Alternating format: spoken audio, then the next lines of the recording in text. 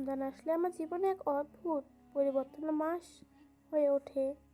যতটাই না ইবাদত, তার চেয়ে বেশি আমার আবেগের একটা বিশেষ জায়গা জুড়ে থাকে এই মাস। এবার আগের মতো সব কিছু চলছে, তবে মনে হচ্ছিল কিছু একটা অভাব অনুভব করছি। হয়তো সেই অভাবের জায়গার মনে গভীরে যা একটু পূর্ণ হয়নি। রমজানের শেষ 10 দিন খুব গুরুত্বপূর্ণ হয়ে ওঠে। আমার স্বামী আলী তার এখন এক নতুন রুটিন আমাকে টেনে নিয়ে আসে। তিনি কখনো আমাকে জোর করে কিছু চাপিয়ে দেন না, কিন্তু হালকাভাবে আমাকে উৎসাহিত করেন। এই বছর উনি কিছুটা আলাদা ছিলেন। ইফতারের পর উনি আমার হাতে একটা ছোট বই তুলে দিলেন।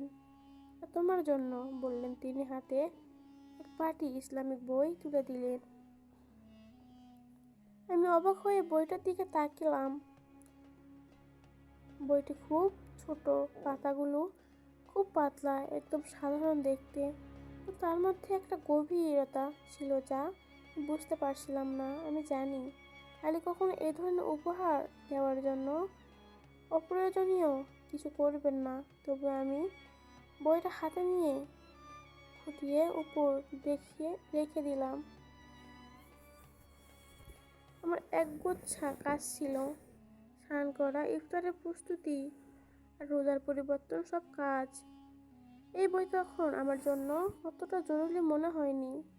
কিছুদিন পর একদিন আমি আর আলী বাসায় একা ছিলাম। পুরো দিনের ক্লান্তি আমার মধ্যে ঢুকে গেছে।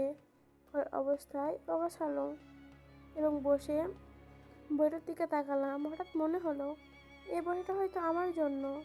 এর মধ্যে কিছু উপকার আসবে। হাত বাড়িয়ে বইটি নিয়ে পড়া শুরু করলাম। প্রথমে বইটার ভাষা ছিল বেশ কঠিন। প্রতিটি শব্দ যেন গভীরভাবে অর্থ বহন করছে, যা আমি মনের মধ্যে সঠিকভাবে ধারণা করতে পারছিলাম না।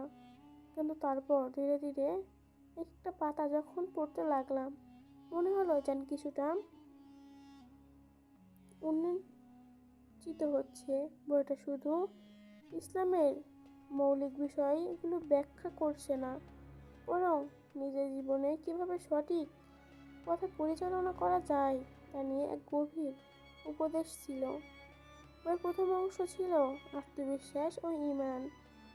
আমি জানতাম আমি ঈমান আনতে চেষ্টা করেছিলাম, তবে মাঝে মধ্যে মনে হতো না আমার বিশ্বাসই যথেষ্ট।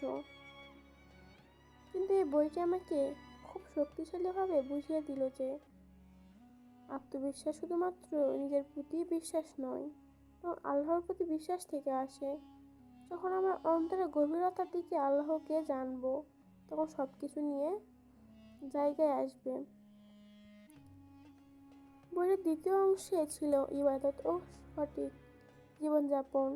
আমি জানতাম রোজা রাখা কতটাই গুরুত্বপূর্ণ, কিন্তু সঠিক ইবাদত আর কিভাবে একে আমার জীবন অংশ করে তুলবে, এটা আমি জানতাম না।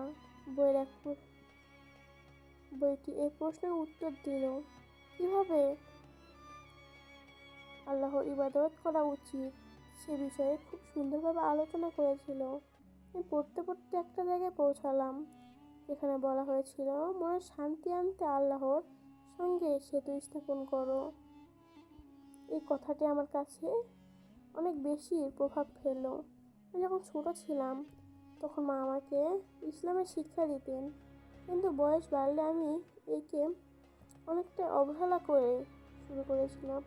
তবে এই বইটা পড়ার পর বুঝলাম আমার মধ্যে যেন কিছু শূন্যতা ছিল, তা শুধুমাত্র আল্লাহর সম্পর্কের মাধ্যমে পূর্ণ হতে পারে।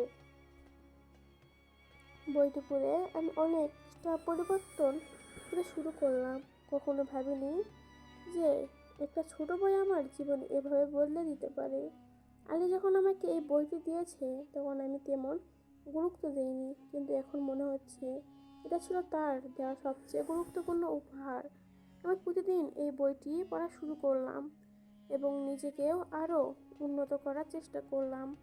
আগে যেখানে মনোযোগের অভাব ছিল, এখন সেখানে আল্লাহর প্রতি অনুশীল এবং আত্মবিশ্বাসের অনুভূতি ছিল। একদিন আলী আমাকে দেখলো আমি বইটি হাতে নিয়ে বসে আছি।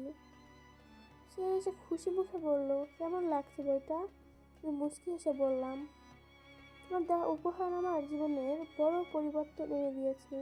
আমি বুঝতে পেরেছি এই বইটা আমার জন্য কতটা দরকার ছিল। আর একটু অবাক হয়ে, তুমি পড়ছো পুরো বইটা?